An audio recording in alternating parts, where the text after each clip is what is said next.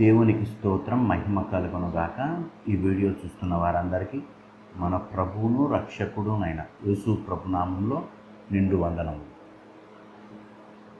గతకాలం మాట్లాడుకున్నట్టు నీ దిక్కెవరు, ఏది నీ దిక్కు, అసలు నీకు ఆధారం ఎవరు అన్న విషయాన్ని మనం మాట్లాడుకున్నాం. అయితే ఈ వీడియోలో ఇదే మన దిక్కు, ఈయనే మన దిక్కు అన్న విషయాన్ని ఈరోజు కొన్ని విషయాల ద్వారా పరిశీలించాలని ఆలోచన చేసుకున్నాను. అయితే అపోస్తుల కార్యంలో 4వ అధ్యాయం 12వ వచనంలో చూస్తే ఒక మాట రాయబడింది. ఏంటంటే ఆ మాట, మరి ఎవరి వలనను రక్షణ కలుగదు, ఈ నామముననే మనము రక్షణ పొందవలెను గాని ఆకాశము క్రింద మనుషులలో ఇయ్యబడిన మరి ఏ నామమున రక్షణ పొందలేము అనేది. ఈ సందర్భంలో పేతురు గారు మాట్లాడుతూ అక్కడున్నటువంటి పెద్దలతోనూ శాస్త్రులతోనూ 5వ వచనంలో చూస్తే, మరునాడు వారి అధికారులను శాస్త్రులను పెద్దలను యెరూషలేములో కూడుకున్నారంట. వాళ్ళందరితో ప్రధాన యాజకుడైన అన్నయు కయపయు యోహానును అలెగ్జంద్రును ప్రధాన యాజకుని బంధువులందరూ వారితో కూడా ఉండిరి. వారు పేతురు యోహాను మధ్యన నిలవబెట్టి, మీరు ఏ బలము చేత ఏ నామమును బట్టి దీన్ని చేసి తిరనగా, అప్పుడు పేతురు గారు మాట్లాడుతున్నారు పరిశుద్ధాత్మతో నిండిన వాడై. ఏమంటున్నాడంటే 12వ వచనంలో చూస్తే, మరి ఎవ్వరి వలన రక్షణ కలగదు ఈ భూమి మీద, కేవలం యేసు ప్రభు నామములో తప్ప ఇంకొక నామంలో రక్షణ లేదు అన్న విషయాన్ని వాళ్ళకి చెబుతున్నాడు.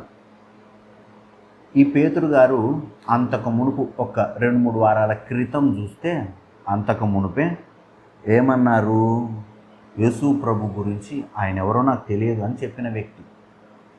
ఒక్కసారిగా అందరి ముందు అప్పుడు భయపడి పారిపోయిన వ్యక్తి ఇప్పుడేమంటున్నాడంటే, అందరి ముందు యేసు ప్రభు నామం తప్ప ఇంకొక నామం లేదు, ఆయన నామంలోని ఈ ప్రజలు భూమి మీద ఏ ప్రాంతమైనా, ఏ కులమైనా, ఏ గోత్రమైనా, ఏ దేశమైనా, ఏ ఖండమైనా, ఏదైనా సరే, ఎవరైనా సరే, ఒకే ఒక దిక్కు యేసు ప్రభుల వారు మాత్రమే, ఆ నామము తప్ప ఇంకొక నామం లేదు అని అంటున్నారు. ఈ మాటలకు అక్కడున్న వాళ్ళంతా ఆశ్చర్యపోయారు.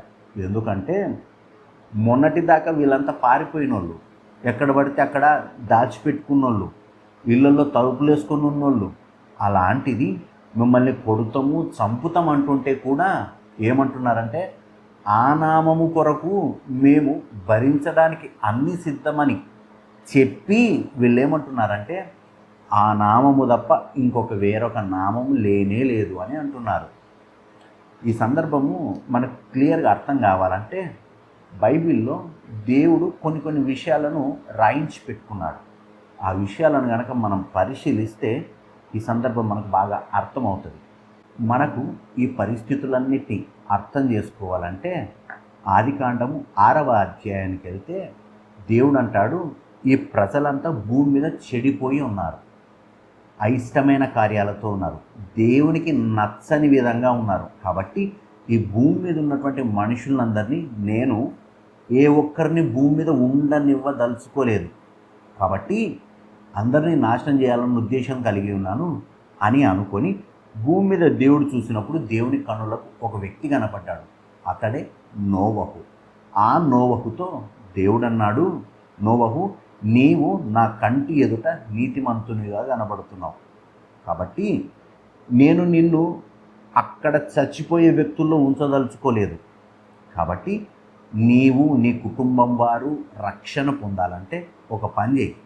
ఏం చేస్తావంటే 13వ వచనంలో చూస్తే, దేవుడు నోవహుతో, సమస్త శరీరాల మూలముగా భూమి బలాత్కారంతో నిండి ఉన్నది గనుక నా సన్నిధిని వారి అంతము వచ్చి ఉన్నది, ఇదిగో వారిని భూమితో కూడా నాశనము చేయుదును. అయితే నోవహు నువ్వేం చేస్తావంటే, చితిసారకపు మ్రానుతో నీ కొరకు ఒక ఓడ చేసుకో, అరలు పెట్టి ఆ ఓడను చేసి వెలుపటను లోపటను దానికి కీలు పుయ్యి,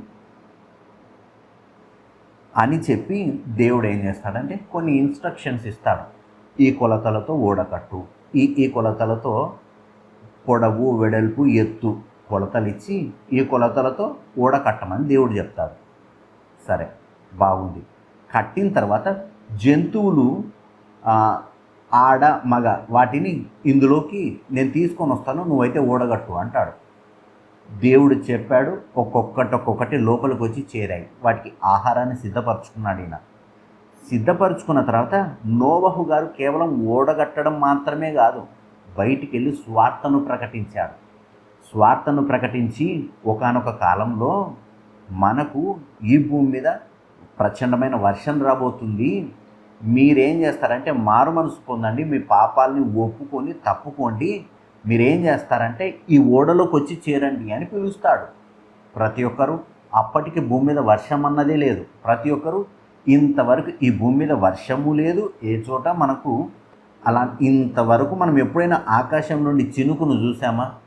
లేదు కదా. ఇతగాడు వచ్చి ఇప్పుడు అంటున్నాడు ప్రచండమైనటువంటి వర్షం కురుస్తుందంట, నీళ్ళు వస్తాయంట, ప్రళయం వస్తుందంట అని చెప్తున్నాడు అని చెప్పి హేళన చేశారు. హేళన చేసిన తర్వాత ఒకానొక రోజు దేవుడు అన్నట్టుగానే ఈ భూమి మీదకి వర్షాన్ని తెప్పించాడు. 7వ అధ్యాయంలో చూస్తే 19వ వచనం, ప్రచండ జలములు భూమి మీదికి అత్యధికముగా ప్రబలినందున ఆకాశమంతటి క్రిందనున్న గొప్ప పర్వతములన్నీ మునిగిపోయాను. ఆకాశం మీద ఉన్న పర్వతాలన్నీ మునిగిపోయాయి. దేవుడు చెప్పాడుగా నోవహు ద్వారా ఏమని, మీరు మానమనసు పొంది ఈ పడవలోకి వచ్చి చేరండి అని చెప్పాడు.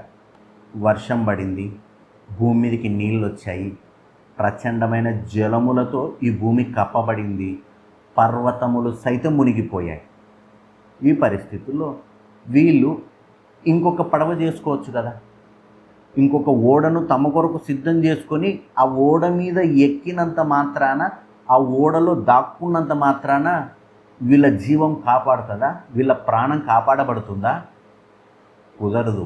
కేవలము నోవహు గారు సిద్ధపరచిన ఆ ఓడలో ఉంటేనే ప్రాణం దక్కించుకుంటారు. అది కాక ఎన్ని ఓడలున్నా, ఎంత మంచి ఓడలున్నా, ఎంత టెక్నాలజీతో ఒకవేళ వాళ్ళు కట్టుకున్న ఓడలున్నా ఆ ఓడలన్నీ మునిగిపోక తప్పదు.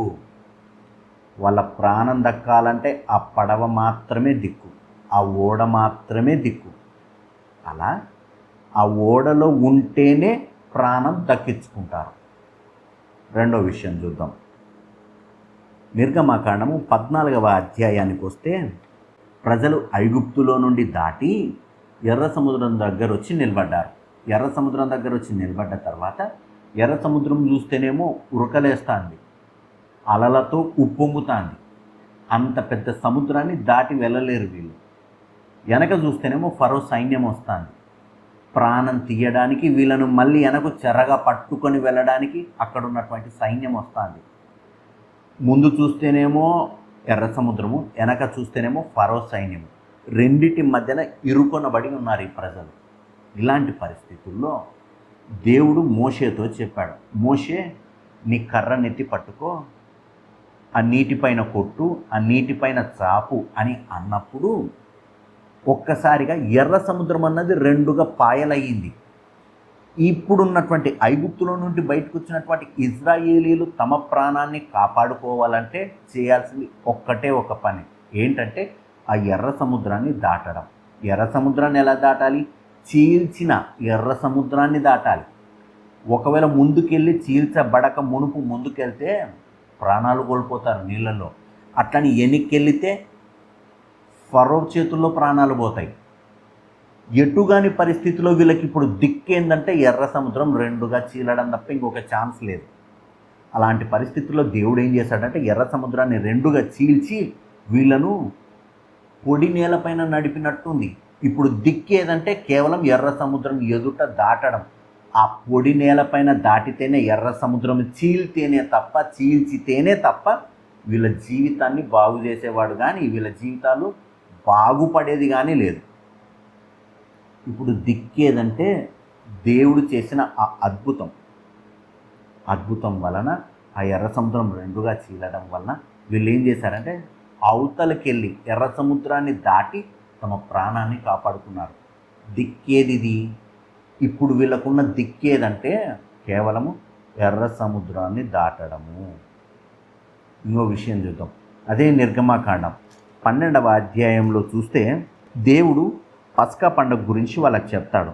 చెబుతూ 11వ అధ్యాయం 4వ వచనంలో చూస్తే మోషే ఫరోతో ఇట్లా నేను యెహోవా సెలవిచ్చినదేమనగా, మధ్యరాత్రి నేను ఐగుప్తు దేశంలోనికి బయలు వెళ్ళేదను. అప్పుడు సింహాసనం మీద కూర్చున్న ఫరో తొలిపిల్ల మొదలుకొని తిరగలి విసురు దాసి తొలిపిల్ల వరకు ఐగుప్తు దేశమందరి తొలిపిల్లలందరూ చచ్చెదరు. తొలిపిల్లలు అంటే సంతానం, మొదటి సంతానం ఏదైతే ఉందో ఆ సంతానం ఎవరైతే ఉన్నారో ఈ రాత్రి చనిపోబోతున్నారు. మీరు ఒక పని చేయండి, ఒక పొటేలు పిల్లని తీసుకొని వచ్చి ఆ రక్తాన్ని తీసి మీ ద్వార బంధకానికి అంటే మన డోర్స్కి వాటికి పూసుకోండి. ఆ రక్తం ఏ ఇంటికైతే ఉంటుందో ఆ రక్తాన్ని చూసి నేను ఆ ఇంటిలోకి రాక, ఆ ఇంట్లో ఉన్న మగపిల్లవాడిని చంపక, మొదటి సంతానాన్ని చంపక నేను అక్కడి నుంచి వెళ్ళిపోతాను అంటాడు. అదే మాట నిర్గమాకాండం 12వ అధ్యాయం 13వ వచనంలో చూస్తే, మీరున్న ఇండ్ల మీద ఆ రక్తము మీకు గుర్తుగా ఉండును. నేను ఆ రక్తమును చూచి మిమ్మును నశింప చేయక దాటిపోయేదను. నేను ఐగుప్తు దేశమును పాడు చేయుచుండగా మిమ్ము సంహరించుటకు ఏ తెగులును మీ మీదికి రాదు. దేవునికి స్తోత్రం, మహిమ కలుగునుగాక. ఆ రక్తము ఏ ద్వారబంధాలకు ఉంటుందో ఆ ఇంట్లో ఉన్న వాళ్ళలో మగ సంతానం, తొలిచూలు సంతానం చనిపోరు. ఇది దేవుడు చెప్పిన మాట. ఇప్పుడు వాళ్ళు కనుక వాళ్ళ ఇంట్లో ఉన్న వాళ్ళ ప్రాణాలు దక్కించుకోవాలంటే ప్రతి ఒక్కరు ఖచ్చితంగా ఆ రక్తాన్ని తమ ఇంటి ద్వార బంధకాలకు పూసుకోవాలి. అలా పూసుకుంటేనే తప్ప ఇంట్లో ఉన్న వాళ్ళని బతికించుకోలేరు. ఇప్పుడు దిక్కేది? వీళ్ళకు ఉన్నటువంటి ఒకే ఒక దిక్కు, ఆ రోజు రాత్రి ప్రాణం కాపాడుకోవాలంటే యేసు ప్రభుల వారి రక్తం. మొదటి విషయంలో చూస్తే అక్కడ పడవ మాత్రమే దిక్కు. ఆ పడవలోకి చేరకపోతే, నోవహు కట్టిన పడవలోకి చేరకపోతే నీళ్ళలో కొట్టుకొని ప్రాణాలు పోతాయి. రెండో విషయంలో చూస్తే ఎర్ర సముద్రం గనక చీలకపోతే ఎర్ర సముద్రంలో దుంకైనా చావాలి, లేకపోతే వెనకొస్తున్న ఫరో చేతికి దొరికైనా చావాలి. ఇప్పుడు ఆ ఎర్ర సముద్రము చీలడమే వీళ్ళకు దిక్కు. మూడో విషయంలో చూస్తే వీళ్ళ ఇంటిలో ఉన్నటువంటి తొలిచూరు సంతానం గనక బ్రతకాలంటే ఖచ్చితంగా ఆ రక్తమే దిక్కు. అలానే మన ఆత్మీయ జీవితానికి కావచ్చు, ఈ భూమి మీద ఎవరికైనా సరే, ఏ కులమైనా, ఏ మతమైనా, ఏ రాజ్యమైనా, లేకపోతే ఏ రాజుకైనా, ఈ భూమి మీద ప్రతి ఒక్కరికి యేసు ప్రభు నాకు దేవుడు కాదు, నాకు వద్దు అనుకున్నోనికైనా, ఎవరికైనా సరే యేసు ప్రభుల వారి రక్తమే దిక్కు. యేసు ప్రభుల వారే దిక్కు. ఆయన నామమును తప్ప ఇంకా వేరే ఏ నామమున ఈ భూమి మీద రక్షణ కలుగదు. కాబట్టి మనకు ఏది దిక్కు అంటే మనకు ఆయన రక్తము, యేసు ప్రభుల వారు దిక్కు. భూమి మీద ఉన్నటువంటి మనుషులు కాదు దిక్కు. తెల్ల కరుకు కద్దరేసుకున్న దైవజనులు కాదు దిక్కు. లేకపోతే మాయమాటలు, దొంగ మాటలు చెప్పే మనుషులు కాదు దిక్కు. యేసు ప్రభుల వారు దిక్కు. ఇప్పుడు ఈ వాక్యమే మనకు దిక్కు. ఇందులో ఉంటేనే అది నిన్ను నన్ను పరలోక రాజ్యానికి చేరుస్తుంది. ఇందులో లేనిది ఏది కూడా నిన్ను నన్ను దేవుని రాజ్యానికి చేర్చదు. మనుషుల ఆలోచనలతోనో సొంత ఆలోచనలతో కట్టుకున్నది. ఆ నోవహు కాలంలో ఏ విధంగా అయితే మనుషులు చచ్చారో, పడవలోనికి రాని వాళ్ళు, ఆ విధంగా ప్రతి ఒక్కరూ చావాల్సిందే. వాక్యంలో లేని దాని మీద కట్టుకుంటే ఎర్ర సముద్రంలో దూకి చావాల్సిందే, లేకపోతే ఫరో చేతికి అప్పగింపబడాల్సిందే. వాక్యంలో ఉన్నట్టు బ్రతికితేనే. దేవుడు అంటాడు నిర్గమకాండం 12వ అధ్యాయంలో చెబుతూ, మీరు ఫస్ట్ 1 సంవత్సరంలోపు గొర్రెపిల్లని తీసుకోండి, సంవత్సరంలోపు తొలిచూలును తీసుకొని మగదాన్నే తీసుకోండి. దాన్ని ఏం చేస్తారంటే వధించండి, రక్తాన్ని తీసి ద్వారబంధకాలకు పూసుకోండి. ద్వార బంధకాలకు పూసుకున్న తర్వాత ఆ మాంసాన్ని ఏం చేస్తారంటే చేదు కూరలతో తినండి, చేదు కూరలతో తినండి, వాటిని కాల్చండి. ఎన్ని ఇన్స్ట్రక్షన్స్ ఇస్తాడు. మీరు తినేటప్పుడు త్వరపడుచు తినండి, తినేటప్పుడు నడుముకు టవాలు కట్టుకోండి, చేతిలో కర్ర పట్టుకోండి, కాళ్ళకు చెప్పులు వేసుకోండి. ఇలా చేస్తేనే అది పస్కా పండుగ అవుతుంది. అలానే చెయ్యాలి. లేదు నాకు ఇంకొకటి ఉంది, నాకు ఇంకో దర్శనం ఉంది, ఇంకో అయ్య చెప్పాడు, వాళ్ళు చెప్పారు, వీళ్ళు చెప్పారు అని నా ఇష్టానుసారంగా నేను చేస్తానంటే పాత నిబంధన కాలము ఇప్పుడు వచ్చినట్టు ఏది పడుతుంది దొంగ దర్శనాలు దొంగ కళలు చెప్పుకొని నడిపించేది కాదు. ఆ కాలంలో రాళ్ళు తీసుకొని కొట్టి చంపాలి లెక్క ప్రకారం. కాబట్టి అలాంటి పనికిమాలిన దర్శనాలను పనికిమాలిన కళలను ఆధారం చేసుకొని ఆత్మీయ జీవితాన్ని కట్టుకోవడానికి ప్రయత్నిస్తామనుకో ఏనాడో ఒకనాడు కూలిపోక తప్పదు. ఆత్మీయ జీవితానికి ఆధారము కేవలము దేవుని వాక్యం మాత్రమే. ఇందులో ఉన్నట్టు జీవితాన్ని కట్టుకుంటే ఒకానొక రోజు ఆయన వచ్చినప్పుడు మనం తిరిగి లేపబడతాం. లేదనుకో చచ్చిన శవం చచ్చినట్టే ఉంటుంది.